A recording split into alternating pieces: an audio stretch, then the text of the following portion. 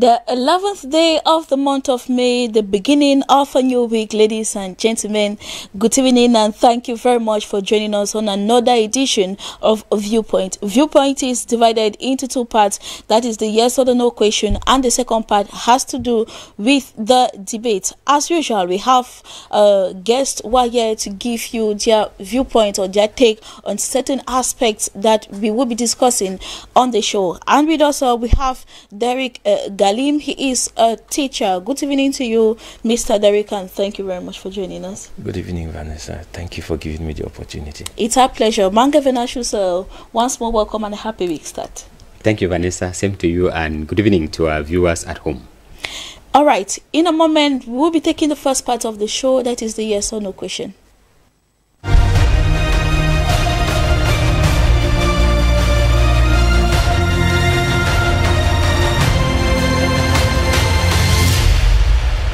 Thank you very much for joining us once more again. The first question for today is the fight to curb the spread of COVID-19 and bringing home Cameroonians from abroad the right move. I begin with you, Mr. Derek. Yes or no?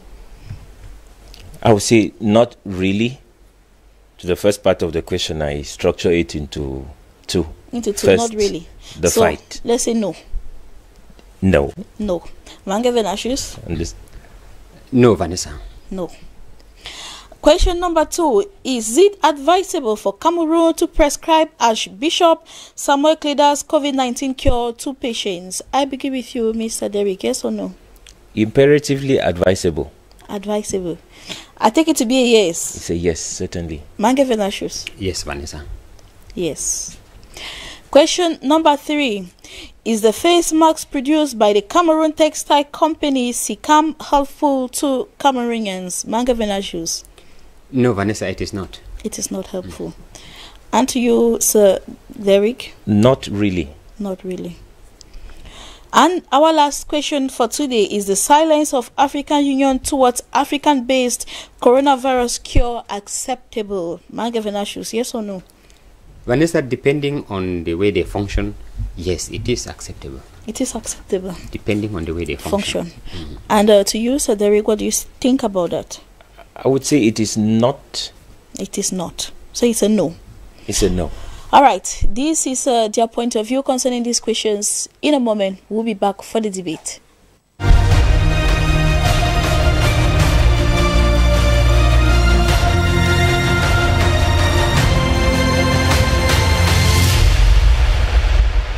Welcome back. In our first question, we asked whether it's a fight to curb the spread of COVID-19 and bringing back home Cameroonians from abroad the right move.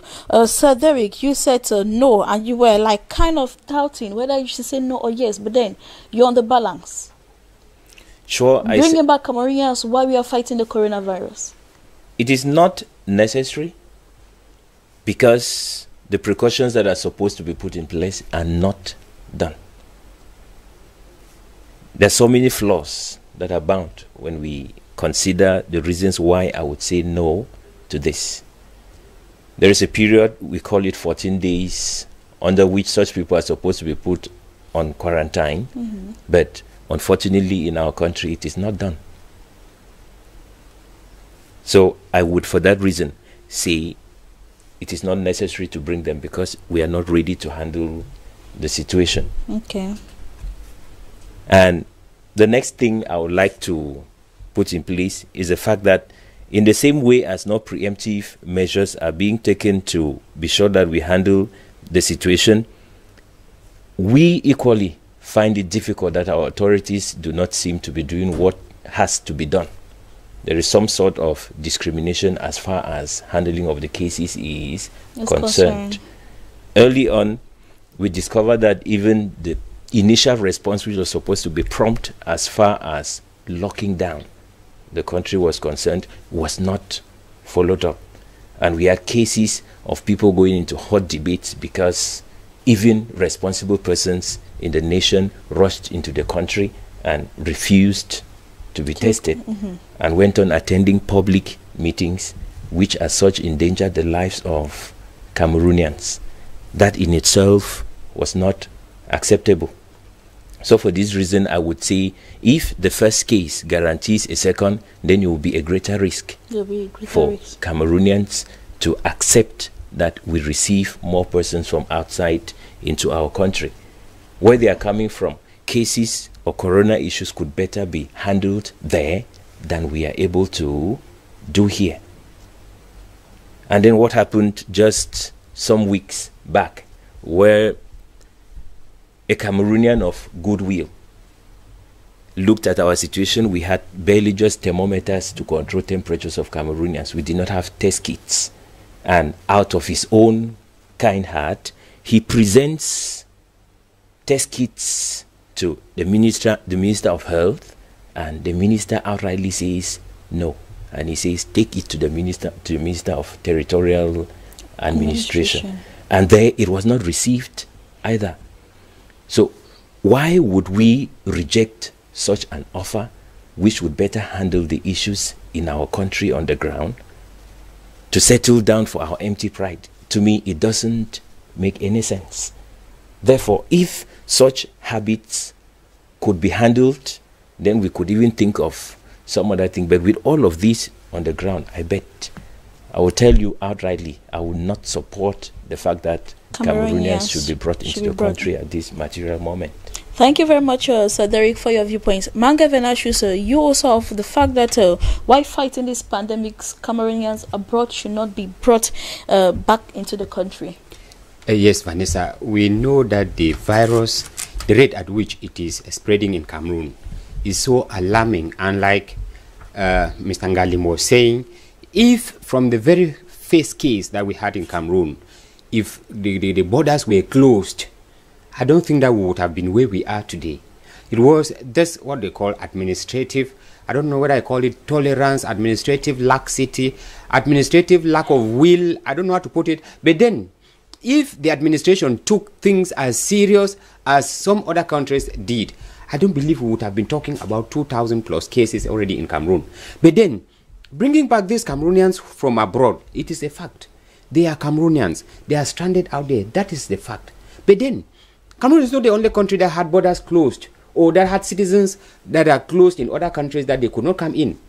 When we look at the situation on the ground, we'll see that bringing them in is a higher risk than helping them out there. I would think, but all the measures have been put in place by the government, like preparing homes where they will be quarantined for at least 14 days. Vanessa, before they integrate in the society. The experience that we have in this country, I take the example in India, in Tanzania, and Cameroon will not be an exception. Test kits that we have are unreliable. Therefore, you cannot convince me that those who will come in, they will be tested and their results. We now have the rapid test kit that presents that brings out results in 15 minutes. Yes, I don't. From every indication, those test kits are not proving to be effective. So we would not judge from that report. So talking about putting them in isolation centers, how effective would that be done? We've had cases of people who are isolated here, and they left. And that was all. They were talking of finding out, tracing them. When you trace them, how many people would have been contaminated? So I would rather think that let us spare this kind of thing that we always say, they are Cameroonians. That is a fact. They remain where they are. They can be handled where they are. And once the situation is under control, they come back home. Cameroon has what we call diplomatic representatives in almost the majority of countries. And even if they are not in some countries, they are in neighboring countries. Handle them in Cameroon embassies where they are. Take care of them in Cameroon embassies where they are. Hold them. Let us see how the virus evolves in Cameroon. And then after that, they come in when we are sure to handle the virus. As of now, I would not think that it is a wise decision to bring them home. They are Cameroonians, yes, but the risk that would come in once they come back home is higher than keeping them out there for the time being. We are not neglecting them. We are not driving them out of, no. We are conserving them for the greater interest, for the common good of Cameroonians back home. And in trying to say that the measures of lockdown out there are more greater and far way better than in Cameroon. When we talk of just simple wearing of mask in Cameroon, we don't respect it. We don't respect it in Cameroon. Cameroon was not even in lockdown. We have the news on the air that Cameroon is on lockdown. Cameroon was never in lockdown because activities were going on in Cameroon as usual. If we're talking of lockdown, it is churches. We're talking of schools that were locked down. Markets were open all throughout. Douala 2, for example, they would close maybe some Thursdays and Fridays, and it was just for about 2-3 weeks. After that, the whole issue died down. Life continues as usual. Bars were closed. Later on, they were open. So when we talk of lockdown, you see, it is not effective. So they should rather stay there. We control the situation back home, and then our brothers and sisters come back home, Vanessa. All right. Back away, it's been over a month that Archbishop Samuel Klida came out with a COVID-19 cure to coronavirus. Now, like this, presently, we're talking of about 5,000 recoveries. Is it 500 or 5,000? If I've not mistaken, but then no, what Samuel Kleda said on Friday during a press conference was we have around 500 patients who have recovered after consuming his cure. But the among other issues, we are asking whether is it advisable for the Cameroon government to prescribe these cures to coronavirus patients? Vanessa, there is nothing. Half bread is better than none. We are grappling with a virus that is beating the whole world. For more than since December in China, the world is dying. People are dying we're already more than 2 million deaths already in the world. There is no cure. And if somebody comes out with something that he says it is effective, I think that it is advisable as any other thing that the Cameroon government should apply, prescribe. Yes, this drug, this cure to Cameroonians. I look at it as there is this lack of political will in Cameroon for this to be done, because I take the example of Madagascar. It was not the president of Madagascar who discovered the COVID-19 cure or organic. Yes, it was not the president. It was just a researcher like Monsignor Samuel Kleda. When he discovered it, brought the information, the president of that country, the government of that country, they accepted it. They saw his reason, and the president took it upon himself, sold the idea into the world, publicized the idea into the world, and that's they accepted in theirs. What we have in Cameroon is we have not accepted what we have. Because I remember I was discussing with somebody in the United States, and he was telling me that you people are lucky that you have something to hang on in Cameroon. Here we have nothing. He was talking about America. They have nothing. Which means if Monsignor Kleda were to be in America, I think that he would have been the first, America would have been consuming his drug already. So it is lack of political will in Cameroon that the Cameroon government has refused.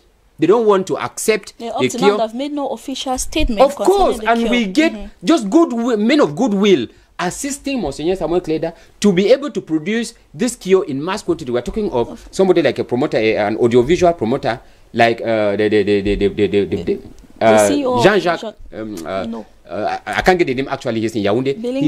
Belinga Amogo, yes. He gave out 50 million francs CFA to Monsignor Samuel Kleda for him to continue producing this. But we have not heard anything from the government. So I think that this is the right time. They should push this man of God ahead so that he produces it and we use it for us. If 500 people have been cured, let's take the rest and apply it to those who are there, and we see what's happening, Vanessa. Then it might surely go as a preventive measure too than not curing only.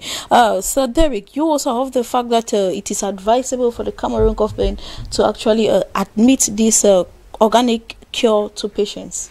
Certainly. Remember I said it is imperatively advisable. I say it is imperative because it is our only hope, right?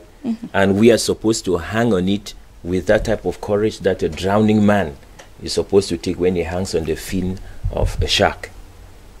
And the reason is, first, it is curative. Secondly, the fact that it is preventive. On the third point, the fact that it satisfies everyone. Remember, he gives it free of charge. And therefore, which means even those people who cannot afford the least dime to survive on a day, they are able to take care of themselves without spending anything on it. And I would judge that if our government, if they did not have that attitude of, I must be the one to do it, they would have been the first to rush to the clergyman and try to encourage and push in some financial aid to see to it that this cure is produced in such quantity that will be able to satisfy Cameroonians, just like the president of Madagascar did. I was so marveled when I watched the president of Madagascar. It is a military that was moving and distributing it from door to door. Because he said, I will no longer lose one citizen to the COVID-19. And he settled on it like a president, a reasonable president in any government is supposed to do. So I would say it is imperative, and I am shocked beyond measure that up till now our government is saying nothing about it. Rather, they are politicizing the whole fight against the COVID-19.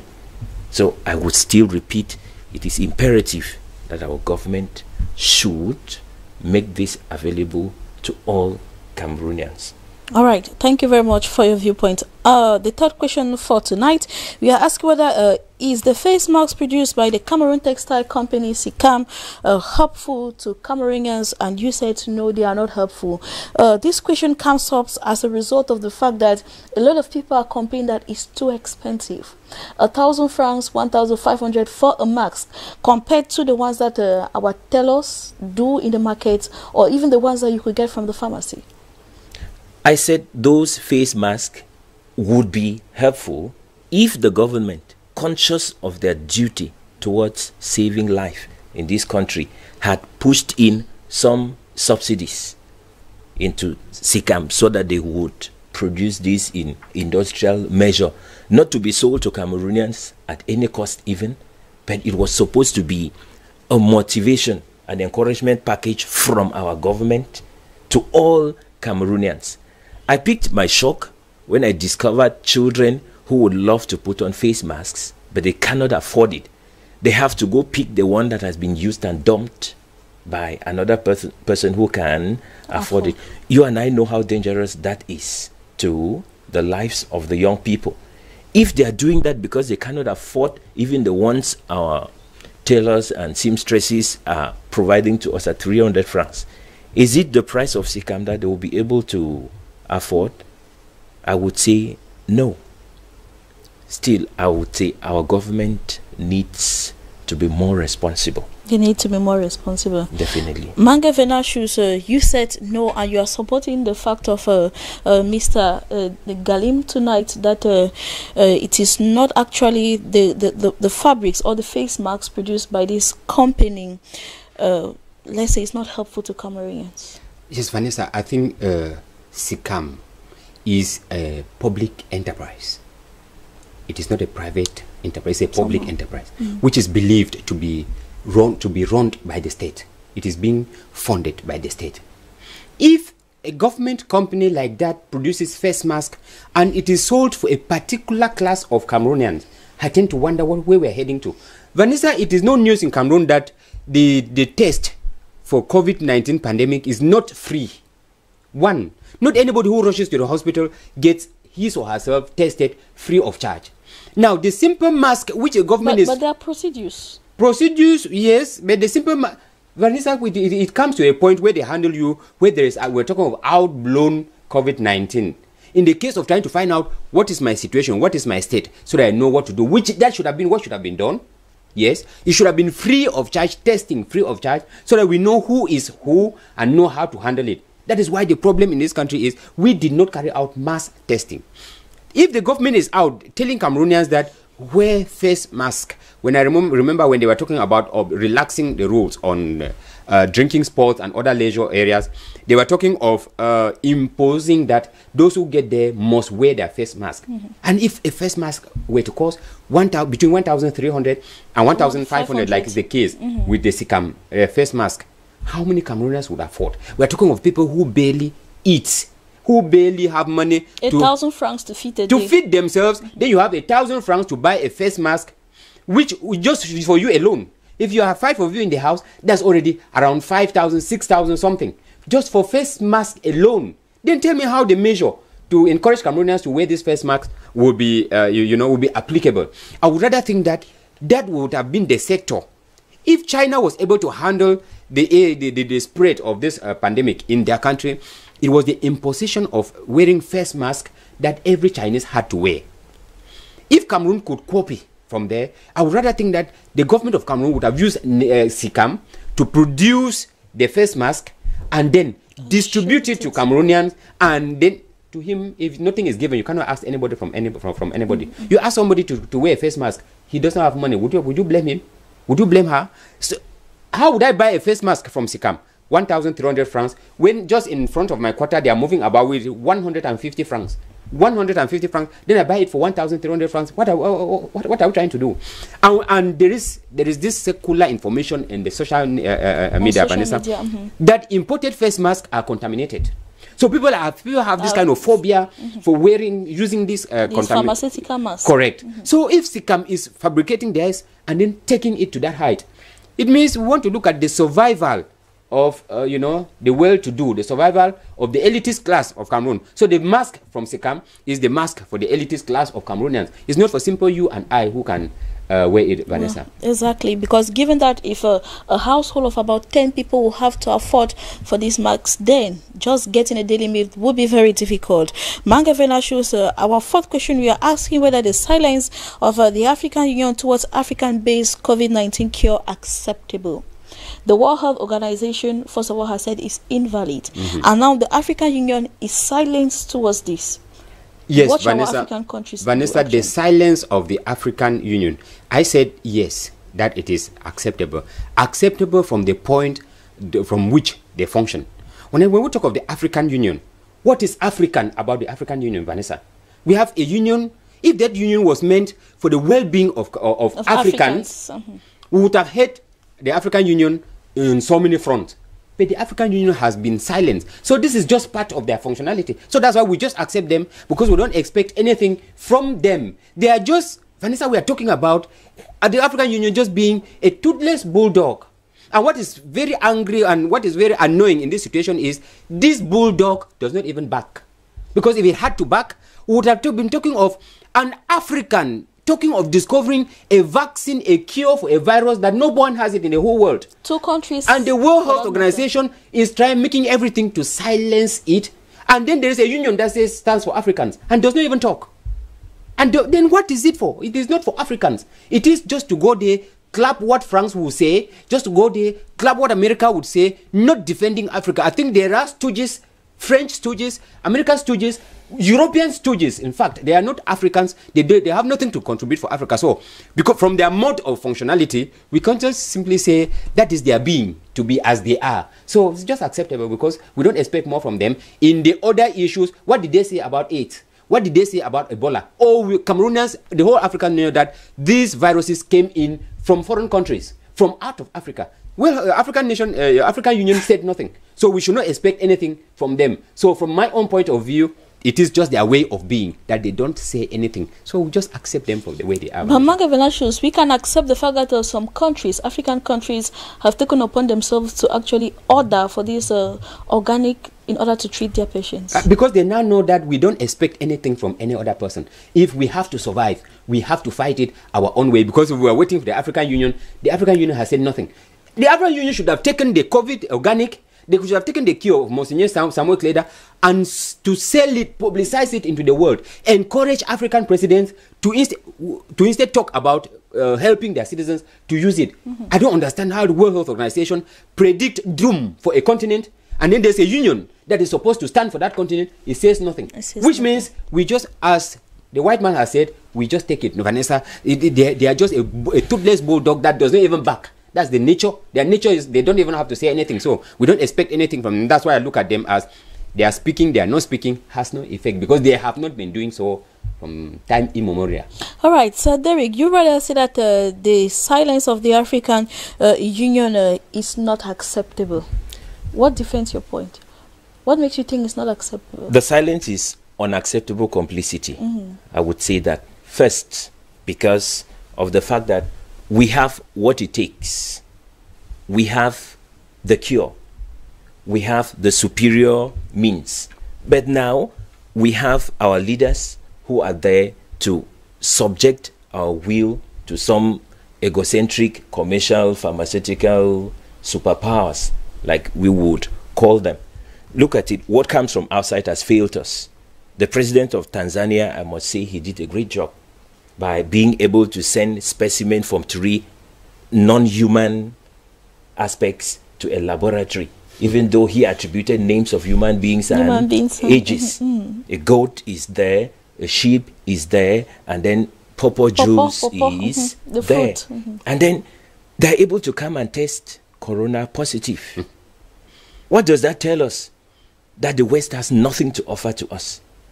The outside world has nothing to offer to us. And therefore, we should hang on that gift which God has given us. It is behind us here for free. And the African Union should have been able to tell the world, you have failed us, but we can help you out in this case. So their silence is irrationality to me, that they would stay quiet knowing, okay, I have the solution. But because they have to follow the commercial ego of the Western powers, Western counterparts, I would say it's unreasonable. It's inhuman in my own judgment. Thank you very much for your viewpoint, Mr. Ngalim Derrick. One last word to our televiewers watching us at this particular moment. Okay, I'd like to tell our televiewers to take their destiny into their hands. We should not always have a personality of listening to what the Western world will tell us. The time has passed. The time has passed. And now we know Africa has all it takes. Manga Let us rise. What of you? Thank you, Vanessa. Just to remind our viewers, like Mr. Ngalim was saying, that we have to take the fight. We personalize the fight for COVID-19. It's not what the government says. It's not what the World Health Organization says. It is what I think. If I feel that I'm the one to defend myself, I don't wait for any other person. So the wearing of face mask should not be, just to satisfy the administration, but to do it because I know that it saves my life, it saves the lives of my family, it saves the lives of my community. So if each and every Cameroonian says, this virus will not pass through me to the next person, I think Cameroon would be able to raise their shoulders, their heads high above other countries too in the world, Vanessa. That's it, ladies and gentlemen. Thank you very much for watching us tonight. Do stay tuned to DBS television and continue watching programs as information continues. Until we meet again, do take care and stay blessed. Good night.